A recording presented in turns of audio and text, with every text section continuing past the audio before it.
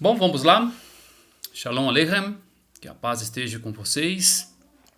Grande abraço, tô com saudade de vocês. Gostaria muito que a gente estivesse em sala de aula. Tá ruim assim. Tá pior para vocês, eu acho. Ninguém tá gostando, mas é necessário. Então, em tempo de pandemia, em tempo de corona, de Covid-19, nós temos que ficar fechadinho dentro de casa. Quando eu voltar, vocês não vão mais me conhecer, se bem que estão me vendo agora, mas é porque vocês não estão vendo essa parte daqui para baixo que está aparecendo assim, né? Efeito da quarentena, né? Além da gente ficar um pouco meio... Mas pronto, isso não é o assunto, vamos ao que interessa, vamos à nossa aula. Na semana passada eu fiz a introdução de uma nova matéria sobre a Mesopotâmia, o berço da civilização, e agora a gente vai dar continuidade a esse tema. Mas eu gostaria de primeiro fazer uma retrospectiva, voltar um pouquinho para aquela grade que nós estudamos de forma presencial sobre os primeiros humanos. Nós falamos sobre os Homo sapiens, falamos sobre o Neandertal e teve toda aquela evolução que nós já sabemos, e até chegar ao período Neolítico, tá? Neolítico. Então vamos lá. O que seria essa revolução neolítica? Neolítica é o período onde os primeiros humanos ali eles começaram a desenvolver, trabalhar com metais, criar os seus animais, trabalhar com a terra. Então é o período neolítico, tá? Ou revolução agropastoral. Esse é o nome, tá? Vocês podem encontrar revolução neolítica ou pode encontrar revolução agropastoral. Beleza? Então vamos lá. Neste período começaram a desenvolver e nasceram algumas cidades importantes como cidade de Erude, cidade de Lagash, cidade de Ur, de Nippur. Inclusive Ur, já disse na aula anterior, Ur é de onde saiu o pai do cristianismo, o pai do islamismo e o pai do judaísmo. Pessoal, o negócio é profundo e nós vamos estudar mais isso aí mais na frente, tá? Então, para os cristãos é o pai Abraão, para os muçulmanos, Abraham, e para os judeus, Abraham Avino, tá? Então, a mesma coisa, pai Abraão, o patriarca Abraão, o monoteísta. Vamos falar também de religião na Mesopotâmia, tá? Mas antes da religião, eu preciso de caracterizar um fator muito importante que é a escrita. Onde surgiu a escrita? Mesopotâmia. Então vamos para o primeiro tipo de escrita, que foi a escrita pictográfica. Pictográfica era um sistema que eles utilizavam placas de cerâmica à base de argila e fazia nessas placas de cerâmica desenhos como serpente, boi, cavalo. Usava ali imagem de alguns animais para poder se comunicar ali uns com os outros. Logo após, posteriormente a esse tipo de escrita, surgiu um outro tipo de escrita conhecida como ideográfica. Atenção, pessoal, esta escrita ideográfica, nós utilizamos ela até... Deixa eu arrumar a juba. Oh, cuidado, o que é um careca vaidoso? Oh, meu pai, vamos lá. O que é essa escrita ideográfica? A escrita ideográfica, nós utilizamos ela hoje no nosso cotidiano. Nós temos essa escrita até os dias de hoje e nasceu lá na Mesopotâmia. Eu vou dar um exemplo para vocês. Imagine, hipoteticamente, o professor de vocês vai tirar agora a carteira de habilitação. Então eu vou lá me inscrever na autoescola e eu vou começar a estudar as leis de trânsito e também os sinais de trânsito.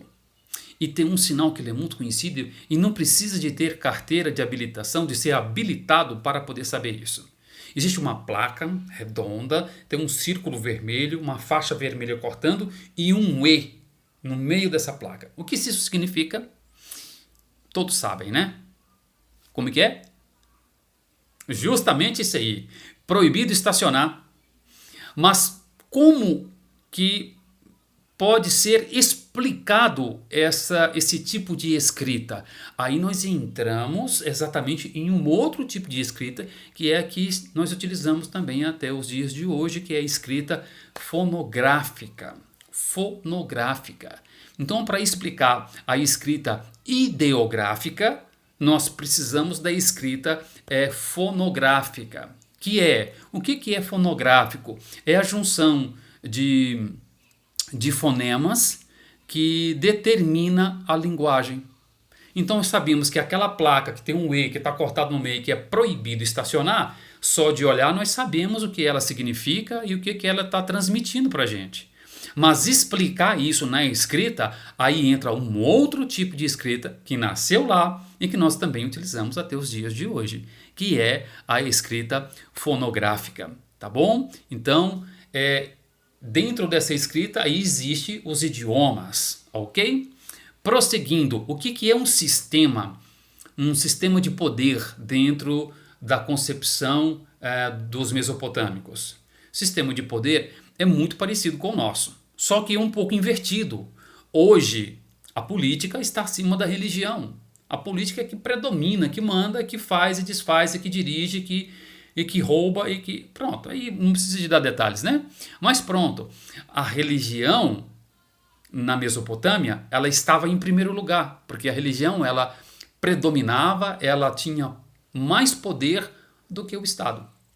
Então, o centro de poder não estava necessariamente diretamente ligado à política, e sim à religião, ao sacerdote.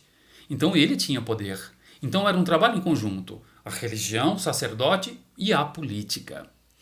Bom, o que eu quero extrair de vocês desta matéria? Vamos lá. Eu quero que vocês façam um resumo. Eu vou deixar aqui na plataforma o link para vocês procurar, tá? O conteúdo para vocês vão falar. Vocês vão falar da Revolução Agropastoral, anota aí.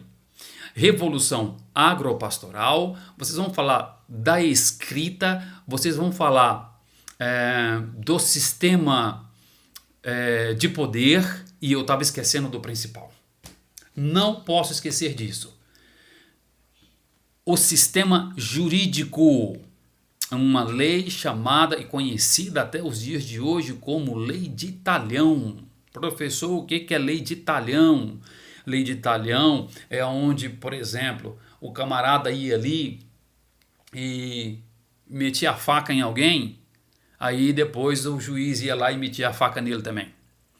Se ele furasse o olho de alguém, deixasse uma pessoa cega, aí o sistema jurídico ia lá e furava o olho dele também. Isso ficou conhecido, queridos, como olho por olho, dente por dente. Ó, se essa moda pega, hein? Essa era a Lei de Talhão, ou sistema, né? Sistema de Talhão, tá? Então, era conhecido e é conhecido, né? Como olho por olho e dente por dente. Era a maneira de se colocar, estabilizar a justiça. E ninguém queria, então, fazer mal para ninguém. Se você fizesse um mal para ele, o mesmo mal que você cometia para aquele lá, ia ser feito também para você, né? De uma certa forma, isso ainda existe, né? Um pouco diferente, as nossas leis mudaram um pouco, mas isso existe, a lei do retorno. Então, se você planta, você vai colher. Um beijo no coração, tá bom? Espero que vocês tenham anotado. Vou repetir mais uma vez.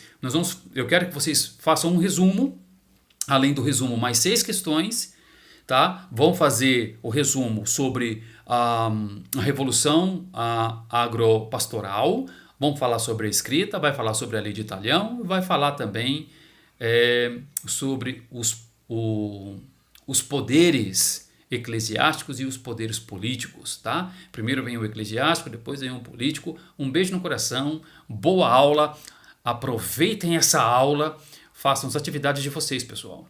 Se nós não tivermos coro, se não tiver quantidade de alunos fazendo as atividades, escuta aí. Vocês vão ter que estudar nos sábados, estudar nas férias de julho e vai estudar em dezembro e janeiro direto. Passem aí para os seus colegas, porque não é brinquedo não. Nós não estamos de recesso, nós estamos em em suspensão de aula no prédio físico. As aulas continuam no mesmo horário, só que agora na casa de vocês. Um beijo no coração, Shalom Lekulam, um grande abraço e até já!